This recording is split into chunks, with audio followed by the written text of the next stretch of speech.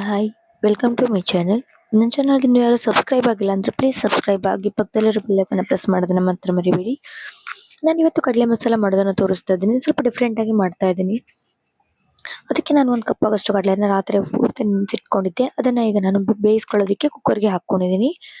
ಅದ್ರ ಜೊತೆಗೇನೆ ಒಂದೆರಡು ಲವಂಗ, ಏಲಕ್ಕಿ, ಸ್ವಲ್ಪ ಶುಂಠಿ ತುರಿದಿರುವಂಥದ್ದು, ಹಾಗೇನೇ ಒಂದು 2 ಪಲಾವ್ ಎಲೆನೂ ಕೂಡ ಇದ್ರ ಜೊತೆ ಹಾಕ್ಕೊಂಡು ರುಚಿಗೆ ತಕ್ಕಷ್ಟು ಉಪ್ಪನ್ನು ಹಾಕ್ಕೊಳ್ತಾ ಇದ್ದೀನಿ.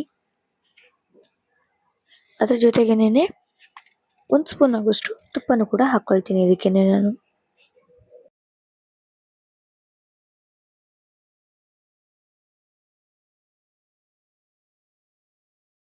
ಸ್ಪೂನ್ ಆಗೋಷ್ಟು ತುಪ್ಪನೂ ಕೂಡ ಹಾಕ್ಕೊಂಡಿದ್ದೀನಿ. ಇದನ್ನೀಗ ನಾನು ಕವರ್ ಮಾಡಿ ಒಂದು 4 ರಿಂದ 5 ವಿಸಿಲ್ನ ಹೊಡ್ಸ್ಕೊಳ್ತೀನಿ. ಅದು ವಿಸಿಲ್ ಆಗೋ ತನಕ ಇಲ್ಲಿ ಮಸಾಲಕ್ಕೆ ರೆಡಿ ಮಾಡ್ಕೊಳ್ತೀನಿ. 2 ಹಸಿಮೆಣಸು ಹಾಕೊಳ್ತಾ ಇದ್ದೀನಿ, ಹಾಗೆ ಒಂದು ಸ್ವಲ್ಪ ಕರಿಬೇವಿನ ಸೊಪ್ಪು. ಅದ್ರ ಜೊತೆಗೇನೆ ಈಗ ನಾನು ಮಸಾಲಾನು ಕೂಡ ಹಾಕ್ಕೊಳ್ತಾ ಇದ್ದೀನಿ.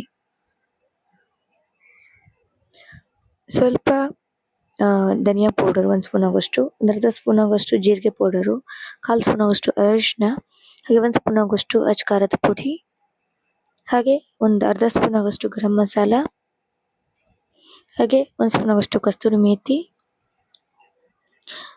ಹಾಗೆ ಸ್ವಲ್ಪ ಉಪ್ಪನ್ನು ಕೂಡ ಹಾಕ್ಕೊಳ್ತಾ ಇದ್ದೀನಿ. ಕಾಲ ನಮಕ್ ಅಂತ ಹೇಳ್ತಾರೆ, ಕಪ್ಪು ಉಪ್ಪು ಅಂತ ಹೇಳ್ತಾರಲ್ಲ, ಅದನ್ನು ಕೂಡ ಹಾಕಿ ನಾನು ಮಸಾಲಾನ ರೆಡಿ ಮಾಡ್ಕೊಳ್ತೀನಿ ಸ್ವಲ್ಪ ನೀರು ಹಾಕಿ. ಈಗ ನೋಡಿ ಕಡಲೆ ಕೂಡ ಚೆನ್ನಾಗಿ ಬೆಂದಿದೆ. ನೋಡಿ ಎಷ್ಟು ಚೆನ್ನಾಗಿ ಇದಾಗ್ತಾ ಇದೆ ಇದು. ಇದನ್ನು ಫಸ್ಟ್ ಹೀಗೆ ಒಂದು ಸ್ವಲ್ಪ ಸ್ಪೂನಲ್ಲಿ ಸ್ಮ್ಯಾಶ್ ಮಾಡ್ಕೊಳ್ತೀನಿ. ಆ ನುಣ್ಣಗೆ ರುಬ್ಕೊಳ್ಳೋದಕ್ಕೆ ಅಂತ ರೆಡಿ ಮಾಡಿ ಇಟ್ಕೊಂಡಿದ್ನಲ್ವ, ಅದಕ್ಕೇ 1 ಸ್ಪೂನ್ ಆಗೋಷ್ಟು ಕಡಲೆಕಾಳನ್ನು ಬೇಯಿಸಿರೋದನ್ನು ಹಾಕ್ಕೊಂಡು ನುಣ್ಣಗೆ ಪೇಸ್ಟನ್ನು ರೆಡಿ ಮಾಡ್ಕೊಳ್ತೀನಿ. ರೆಡಿ ಮಾಡ್ಕೊಂಡು ಆದ ನಂತರ ಒಂದು ಕಡಾಯಿ ಇಟ್ಕೊಳ್ತೀನಿ. ಕಡಾಯಿಗೆ 2 ಸ್ಪೂನ್ ಆಗೋಷ್ಟು ಎಣ್ಣೆನ ಹಾಕ್ಕೊಳ್ತಾ ಇದ್ದೀನಿ. 2 ಸ್ಪೂನ್ ಎಣ್ಣೆ ಹಾಕೊಂಡಾದ ನಂತರ ಎಣ್ಣೆ ಕಾದ ನಂತರ ಇದಕ್ಕೆ 1 ಸ್ಪೂನ್ ಆಗೋಷ್ಟು ಜೀರಿಗೆನ ಹಾಕ್ಕೊಳ್ತಾ ಇದ್ದೀನಿ. ಜೀರಿಗೆ ಚೆನ್ನಾಗಿ ಸಿಡಿಯೋದಕ್ಕೆ ಸ್ಟಾರ್ಟ್ ಆದ ನಂತರ ಹೆಚ್ಚಿಟ್ಕೊಂಡಿರುವಂಥ ಒಂದು 2 ರಿಂದ 3 ಟೊಮೆಟೊನ ಹಾಕ್ಕೊಂಡಿದ್ದೀನಿ. ಅದನ್ನು ಫಸ್ಟು ಚೆನ್ನಾಗಿ ಮಿಕ್ಸ್ ಮಾಡ್ಕೊಳ್ತಾ ಇದ್ದೀನಿ. ಇದಕ್ಕೆ ಈರುಳ್ಳಿನೂ ಕೂಡ ಹಾಕ್ಕೊಳ್ಬೋದು. ನಾನು ಈರುಳ್ಳಿ ಮತ್ತು ಬೆಳ್ಳುಳ್ಳಿನ ಸ್ಕಿಪ್ ಮಾಡಿದ್ದೀನಿ. ನೀವು ಬೇಕಂದ್ರೆ ಈರುಳ್ಳಿನ ಬೆಳ್ಳುಳ್ಳಿ ಈ ಟೈಮ್ನಲ್ಲೇ ಹಾಕ್ಕೊಳ್ಬೋದು. ಇದಕ್ಕೆ ರುಚಿ ತಕ್ಕ ಸ್ವಲ್ಪ ಉಪ್ಪನ್ನು ಹಾಕ್ಕೊಂಡಿದ್ದೀನಿ, ಯಾಕಂದರೆ ಟೊಮೆಟೊ ಬೇಗ ಸಾಫ್ಟ್ ಆಗಲಿ ಅಂತ ಹೇಳಿ ಸ್ವಲ್ಪ ಉಪ್ಪನ್ನು ಹಾಕ್ಕೊಂಡಿದ್ದೀನಿ. ಇದಕ್ಕೆ ಸ್ವಲ್ಪ ಟೊಮೆಟೊ ಸಾಫ್ಟ್ ಆಗೋ ತನಕ ಇದನ್ನು ಚೆನ್ನಾಗಿ ಬೇಯಿಸ್ಕೊಳ್ಬೇಕು. ಅದಕ್ಕೆ ಟೊಮೆಟೊ ಸಾಫ್ಟ್ ಆಗಿದೆ ಸ್ವಲ್ಪ, ಅದಕ್ಕೆ ಈಗ ನಾನು ರುಬ್ಬಿಟ್ಕೊಂಡಿರೋ ಮಸಾಲಾನ ಹಾಕ್ಕೊಳ್ತಾ ಇದ್ದೀನಿ. ಹಾಕಿ ಚೆನ್ನಾಗಿ ಮಿಕ್ಸ್ ಮಾಡ್ಕೊಳ್ತಾ ಇದ್ದೀನಿ. ಇದಕ್ಕೆ ಸ್ವಲ್ಪ ನಾನು ಮಿಕ್ಸಿ ಜಾರ್ನ ವಾಶ್ ಮಾಡ್ಕೊಂಡು ಸ್ವಲ್ಪ ನೀರನ್ನ ಹಾಕ್ಕೊಂಡಿದ್ದೀನಿ. ಇದನ್ನ ಈಗ ನಾವು ಚೆನ್ನಾಗಿ ಆಯಿಲ್ ಮೇಲ್ಗಡೆ ಬರೋ ತನಕ ಇದನ್ನು ಚೆನ್ನಾಗಿ ಕುದಿಸ್ಕೊಳ್ಬೇಕು. ಆ ಥರ ಮಾಡ್ಕೊಂಡಾಗ ಗ್ರೇವಿಯ ಬೇಸ್ ರೆಡಿ ಆಗುತ್ತೆ.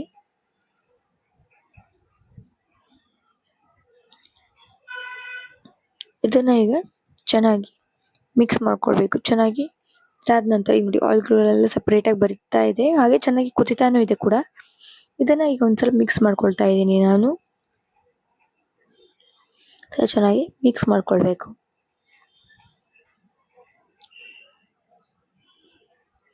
ಇದೇ ಥರ ಸ್ವಲ್ಪ ಇದು ಚೆನ್ನಾಗಿ ಸಿಡಿಯತ್ತೆ, ಸ್ವಲ್ಪ ನಿಧಾನವಾಗಿ ದೂರದಿಂದನೇ ಇದನ್ನು ಚೆನ್ನಾಗಿ ಮಿಕ್ಸ್ ಮಾಡ್ಕೊಳ್ಬೇಕು.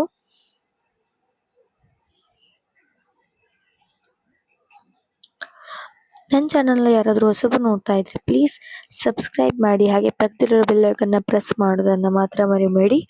ನೀವು ಪಕ್ಕದಲ್ಲಿರೋ ಬೆಲ್ ಐಕನ್ನ ಪ್ರೆಸ್ ಮಾಡೋದ್ರಿಂದ ನಿಮಗೆ ನಾನು ಅಪ್ಲೋಡ್ ಮಾಡುವಂಥ ಪ್ರತಿಯೊಂದು ವೀಡಿಯೋಸ್ ನಿಮಗೆ ಅಪ್ ಟು ಡೇಟ್ ಬರ್ತಾ ಇರುತ್ತೆ.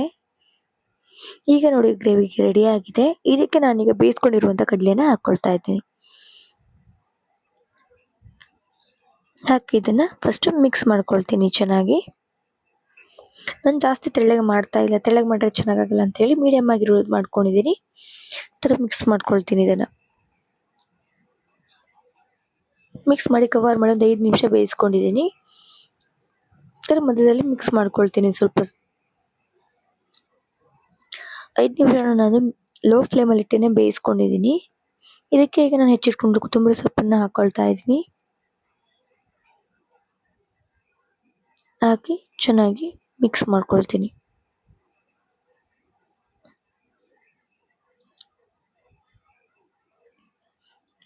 ಇದೀಗ ಕೊತ್ತಂಬರಿ ಸೊಪ್ಪು ಹಾಗಾದ್ಮೇಲೆ ಜಾಸ್ತಿ ಹೊತ್ತು ಬೇಕಾಗಲ್ಲ, ರೆಡಿ ಆಗುತ್ತೆ ಇದು.